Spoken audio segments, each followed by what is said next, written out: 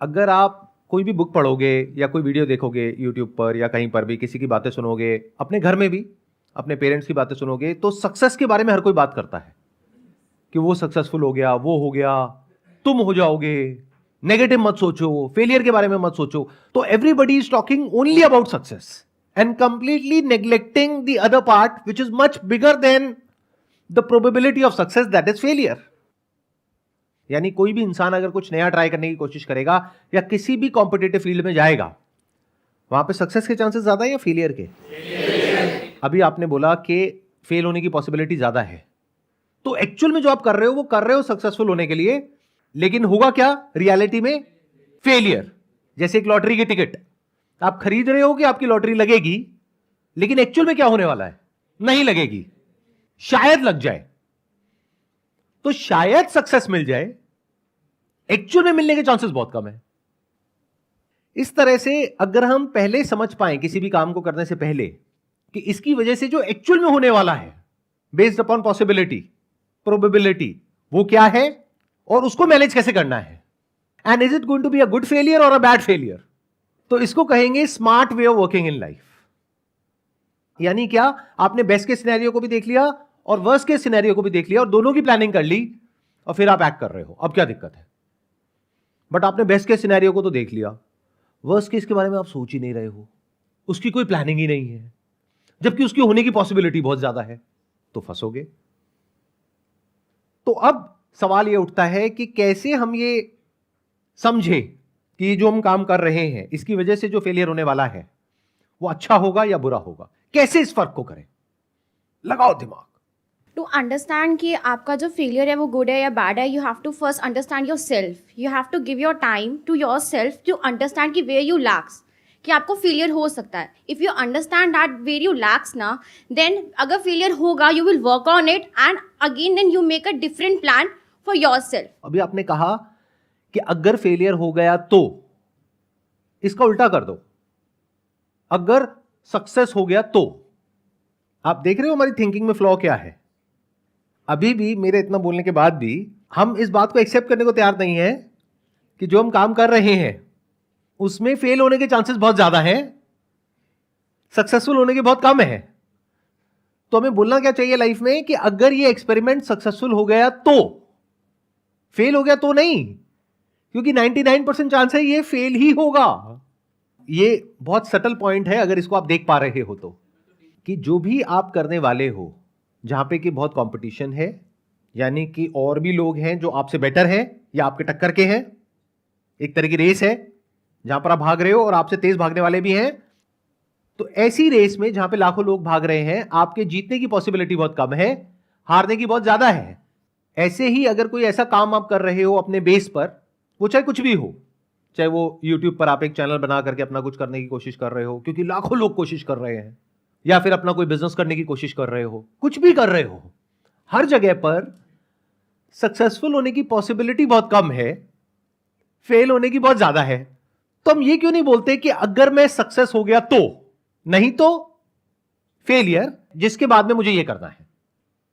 ये एग्जैक्ट उसका ऑपोजिट है जैसे हम एक्ट करते हैं या जिस तरह की बातें हमारे आसपास में होती है, या जो और सो कॉल्ड मोटिवेशनल स्पीकर्स हैं वो जिस तरीके से बात करते हैं, तू कर सकता है, तू ये, तू वो, ठीक है, वो सब अपनी जगह पर सही है एक लेवल पर। जब आप पूरी तरह से टूट चुके हो, फेलियर हो गया है, हिम्मत हार रहे हो, उस वक्त आपको उठाने के लिए उस सब की जरूरत है। यानी कि मोटिवेशन फेलियर से पहले हेल्प नहीं करता है, फेलियर के बाद हेल्प करता है। देखो लाइफ में ना हर चीज जरूरी है, बट हम क्या गलती करते हैं, हम कोशिश ये करते हैं कि लाइफ में एक चीज को हर जगह फिट कर दें। ऐसा नहीं होता है। पहले कुल्ली कामली आराम से बैठ करके बिना किसी एक्साइटमेंट के समझना होता है कि मुझे क्या करना है क्या नहीं करना है, यानी एक डिसीजन लेना है। वहां पे किसी मोटिवेशन की कोई जरूरत नहीं है, बल्कि अगर कोई आपको बहुत मोटिवेट कर रहा है तो पक्का है कि उसका कोई मोटिव है उसके पीछे जिसमें आपका कोई बेनिफिट नहीं है, उसका है। तो वहां पे मोटिवेट नहीं होना समझदारी है, हर जगह मोटिवेट होना समझदारी नहीं है।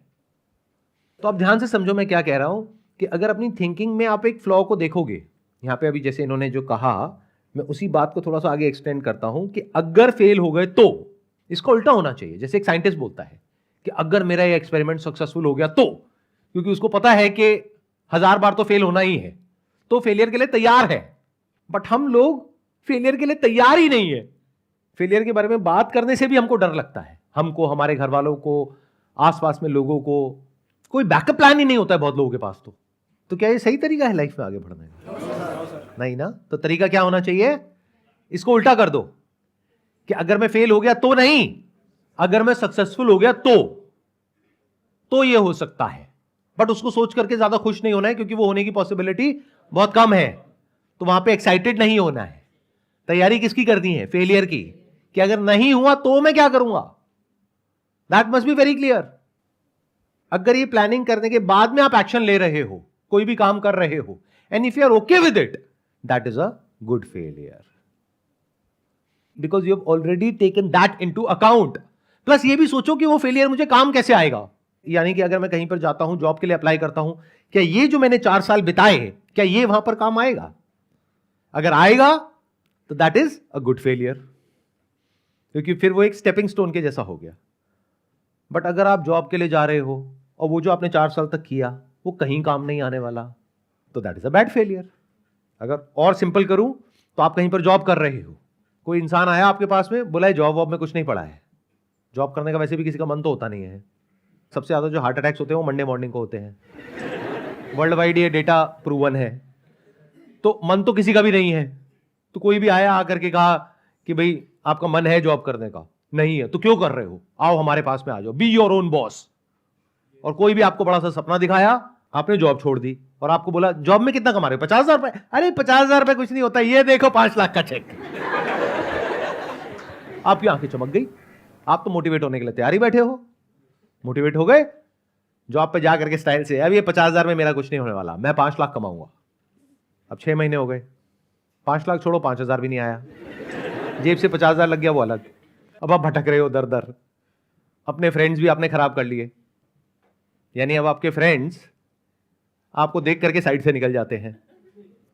मेरी बात को समझ पा रहे हो? नहीं समझ पा रहे हो? मैं डायरेक्टली कुछ भी नहीं बोल रहा हूं, लेकिन सब कुछ बोल रहा हूं। मतलब आपके दोस्त भी आपके नहीं रहे, आपके रिश्तेदार भी आपके नहीं रहे, आपकी नौकरी भी आपकी नहीं रही, और घर में मान लो आप शादीशुदा हो, बच्चे हैं, तो बच्चों के स्कूल की फीस देने के पैसे नहीं है, वाइफ से घर में रोज कलेश हो रहा है। Is it a good failure और अ बैड फेलियर? और अ वेरी बैड फेलियर। और ऐसा 2-4 लोगों के साथ नहीं हो रहा है, लाखों लोगों के साथ हो रहा है जी। मान लो कोई ऐसी गवर्नमेंट जॉब है जिसके पीछे सब दीवाने हैं। वो क्या है मुझे बोलने की भी जरूरत नहीं है। आप में से भी बहुत दीवाने यहां पर बैठे होंगे। हाथ ऊपर करना, कितने हैं वो दीवाने? अरे क्या बात है। तो उसमें प्रॉब्लम क्या है? सीट्स बहुत ही कम है, एप्लीकेंट्स बहुत ज्यादा है, और तैयारी कराने वालों की तो कोई कमी ही नहीं है। ठीक कह रहा हूं, गलत कह रहा हूं? और वहां पे मोटिवेशन की कोई कमी नहीं है। मतलब आपको मोटिवेट करना, आपके घर वालों को मोटिवेट करना बहुत ही आसान है। जो भी आपके और आपके पेरेंट्स के, आपकी फैमिली के वाइल्डेस्ट पॉसिबल ड्रीम्स है, वो सब सच हो सकते हैं अगर ये हो गया तो अब आप किसी ऐसे इंसान से या किसी एकेडमी से मोटिवेट हो जाते हो और कहते हो कि मुझे तो यही करना है। एक बार ट्राई करते हो नहीं हुआ, 2 बार करते हो नहीं हुआ, 4 बार करते हो नहीं हुआ, और इसको करने के चक्कर में आप जो भी कर रहे थे, जो आपका और दूसरा प्लान था, वो सब आपने छोड़ दिया। तो क्या ये गुड फेलियर है, बैड फेलियर है? बैड फेलियर है। बट मान लो अगर किसी ऐसी एकेडमी में आप गए और वहां पर आपने तैयारी करी अपनी उस ड्रीम जॉब की, लेकिन आपने सोच रखा है कि हाँ इसके होने की पॉसिबिलिटी बहुत कम है, लेकिन मैं ये जो तैयारी कर रहा हूं या कर रही हूं, ये मुझे यहां पर नहीं यहां पर काम आ जाएगी, तो अगर ये जॉब नहीं मिली तो ये तो मिल ही जाएगी। तो क्या ये गुड फेलियर है, बैड फेलियर है? गुड फेलियर है, क्योंकि अब आप प्रैक्टिकली सोच समझ करके प्लानिंग के साथ में रियलिस्टिकली आगे बढ़ रहे हो। और ये भी आपको क्लियर है कि ये जिसको आप प्लान बी कह रहे हो कि अगर ये नहीं हुआ तो ये, वो एक्चुअल में प्लान ए है। मैं दोबारा बोलूंगा ताकि ये बात आपके अंदर तक जाए। एक्चुअल में प्लान ए है जिसको आप प्लान बी बोल रहे हो। अगर ध्यान से मेरी इस बात को सुनोगे तो अपने माइंड के अंदर जो भी आपने अपने फ्यूचर को जैसे भी इमेजिन किया हुआ है, उसका जो पूरा का पूरा रोड मैप है वो अपसाइड डाउन टर्न हो जाएगा। यानी आपका जो प्लान ए है वो प्लान बी बन जाएगा और प्लान बी आपका प्लान ए बन जाएगा। अगर ऐसे एक्चुअल में हो रहा है और ऐसे ही आप एक्ट कर रहे हो, ऐसे ही सोच रहे हो और आपके घर वाले भी ऐसे ही सोच रहे हैं, तो वो गुड फेलियर है, या वो फेलियर है ही नहीं, वो सक्सेस है। ये हमने बात करी जॉब के एंगल से। अब बात करते हैं बिजनेस के एंगल से, कि अगर आप अपना कोई काम करने के बारे में सोच रहे हो या अपने बेस पर कुछ कर रहे हो, वहां पर किसको गुड फेलियर कहेंगे, किसको बैड कहेंगे? एनीबडी जो कुछ बोलना चाहते हैं इससे related. Sir I am a real estate agent, तो मैं एक कंपनी के साथ मिलकर काम करता हूँ जिसपे मैं एज ए कमीशंस ज्वाइन किया है मैंने। तो कमीशंस मेरी बन के आती है जैसे मैं सेल करता हूँ आगे, तो ठीक है। आगे अगर मैं परस्यू करता हूँ, पहले मैंने 6 मंथ का टाइम रखा था ड्यूरेशन की, मैं इस करियर को 6 मंथ देता हूँ। अब मुझे लगता है कि मैं इसमें जो टाइम पीरियड है वो 1 साल मैंने अपना कर दिया कि इसमें 1 साल देता हूँ अपना टाइम पीरियड, जिससे कि अगर मैं फेल भी होता हूँ ना सर, तो मेरा जो फेलियर है वो गुड फेलियर होगा, क्योंकि मुझे अच्छी खासी नॉलेज होगी प्रॉपर्टी की, जिससे मैं अगर दूसरे फील्ड में जाता हूँ कहीं से पैसा तो बनाऊंगा ना, इस फील्ड से नहीं बनाऊंगा तो कहीं और से बनाऊंगा। लेकिन वेल्थ क्रिएट करने के लिए रियल एस्टेट एक अच्छी इंडस्ट्री है। और इसमें जो आपको फाइनेंशियल लॉस होगा अगले 1 साल में, वो कितना है? फाइनेंशियल लॉस सर है ही नहीं, कंपनी मुझे सपोर्ट करती है, 5,000 रुपये चलाने के लिए देते हैं। तो कोई रिस्क नहीं है, risk zero sir, financial risk कोई नहीं है, zero sir, risk zero. This is a perfect example of a good failure, क्योंकि इनको बहुत कुछ सीखने को मिलेगा और इन्होंने पहले से ही सब कुछ सोच रखा है। तो ये जो कर रहे हैं उसका लॉन्ग टर्म में इनको बेनिफिट ही होने वाला है। इनफैक्ट शॉर्ट टर्म में भी कोई नुकसान नहीं है। जो ये सोच रहे हैं अगर वो नहीं भी होता, यानी कि अगर बहुत ज्यादा आप डील्स नहीं क्रैक कर पाते, आपको बहुत ज्यादा कमीशंस नहीं मिलती, जैसा कि आप सोच रहे होंगे कि ऐसा हो जाएगा वैसा हो जाएगा, वैसा नहीं भी होता तब भी कोई बुराई नहीं है, राइट? और वैसा हो गया तो बहुत ही बढ़िया है। और बताइए कौन है जो कुछ बोलना चाहते हैं? नमस्ते नमस्ते जी।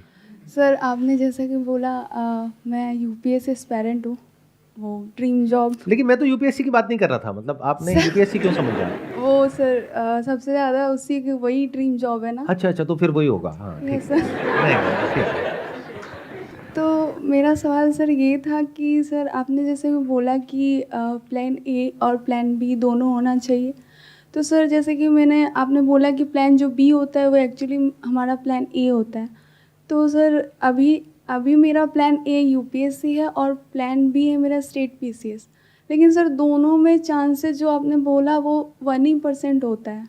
तो प्लान सी क्रिएट करो। क्योंकि दोनों ही जगह पे 99% चांसेस है कि नहीं होगा, यानी कि फेलियर होगा। अभी Yes, सुनने में थोड़ा कड़वा भी लगेगा, बुरा भी लगेगा, सर डिमोटिवेशन बट लगने दो, क्योंकि अभी लग जाए बेटर है बजाय कि 5 साल बाद बुरा लगे। मतलब फॉर एग्जाम्पल आप एक रेस को लेकर के बहुत इमोशनल हो, कहते हो कि अगर मैं इस रेस को नहीं जीती तो मेरा सपना टूट जाएगा। वहां पर वो पोडियम है 1 2 3, मुझे या तो 1 पे आना है, 2 पे आना है, 3 पे आना है, नहीं तो मैं पूरी तरह से टूट जाऊंगी, मैं खत्म हो जाऊंगी, मेरे पेरेंट्स की सारी उम्मीदें टूट जाएंगी, पता नहीं मैं अपने घर में कैसे किसको फेस करूंगी। इससे उस रेस के आउटकम पे कोई फर्क नहीं पड़ता है, बल्कि पड़ता भी है तो बुरा ही पड़ता है।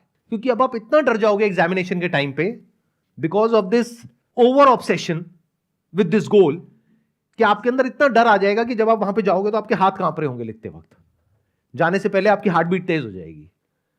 जबकि जिस तरह से मैं बता रहा हूं अगर उस तरीके से करोगे तो आप मजे से जाओगे, क्योंकि आपको पता है कि होना तो वैसे भी नहीं है।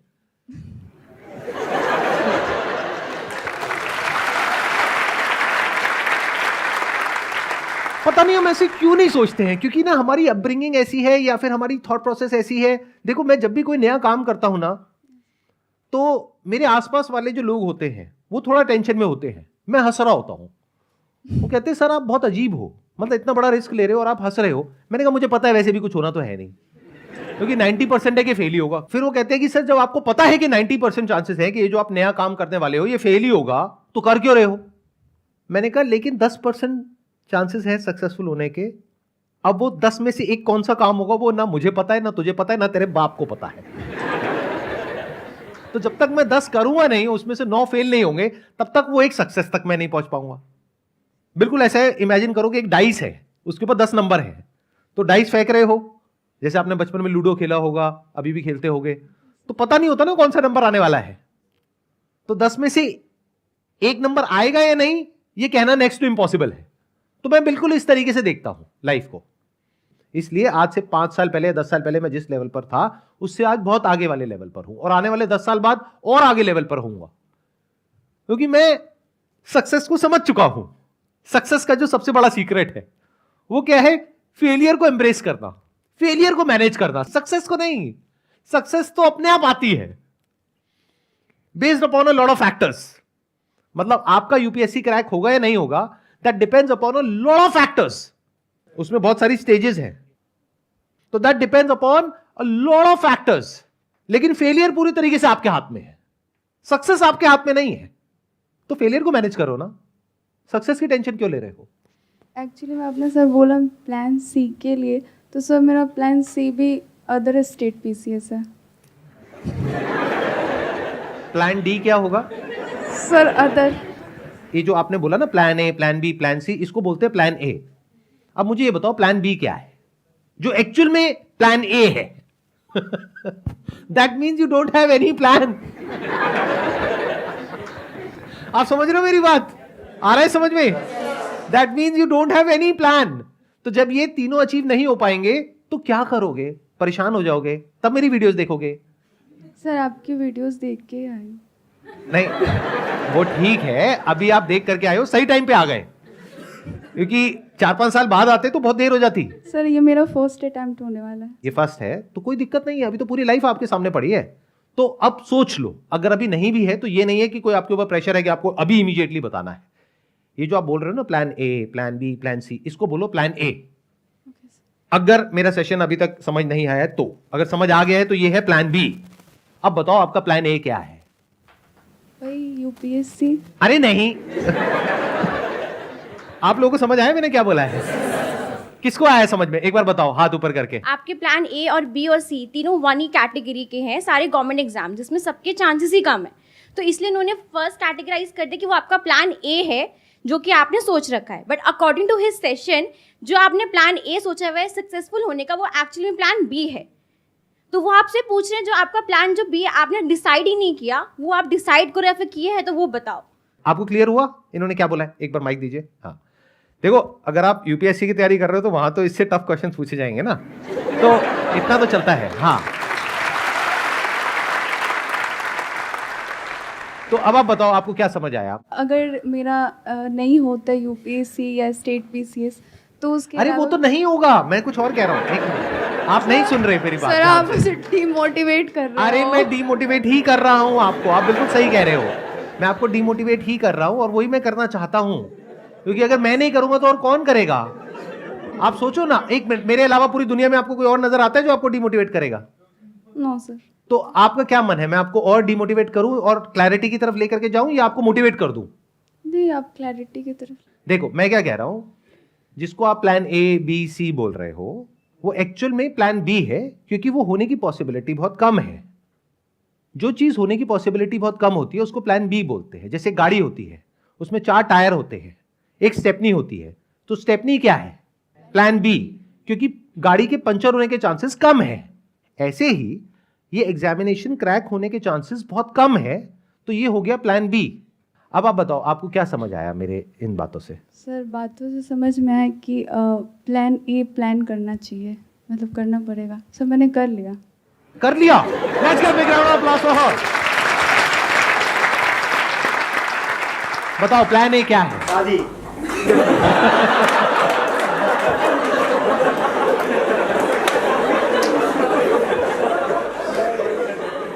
सुन लिया आपने उन्होंने क्या कहा है पीछे से? शादी। ओ बदतमीजो, चुप रहो। हाँ एक मिनट इनको बोलने दो। हाँ प्लीज सर बताइए। UPSC coaching. UPSC coaching? Yes sir.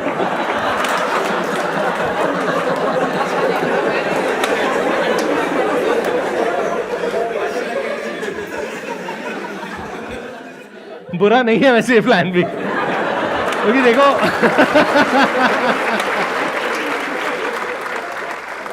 हंस रहे हैं सब लोग, बट ये आइडिया बुरा नहीं है, क्योंकि देखो लोगों को कितना मर्जी समझा लो, यस सर। लोगों को समझ तो आने वाला है नहीं, किसी को नहीं आता। किसी को समझ नहीं आएगा, ठीक है। और मुझे ये भी जनता अभी कभी नहीं कम होने वाली है ही नहीं, ये बढ़ने वाली है। हाँ यस आज अगर 5-10 लाख हैं तो आने वाले टाइम में 20 लाख हो जाएंगे, 25 लाख हो जाएंगे, यस सर। तो ये बढ़ने ही वाले हैं। तो ये जो आपने सोचा है ये बहुत अच्छा सोचा है, ये बुरा नहीं है। सर वो जैसे कि अभी जो प्रिपरेशन चल रही है, थोड़ा सा मोटिवेशन भी चाहिए। थोड़ा सा मोटिवेशन भी चाहिए। यूपीएससी की कोचिंग में बहुत पैसा है।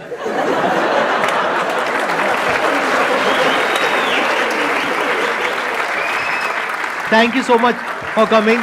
I hope you enjoyed the session.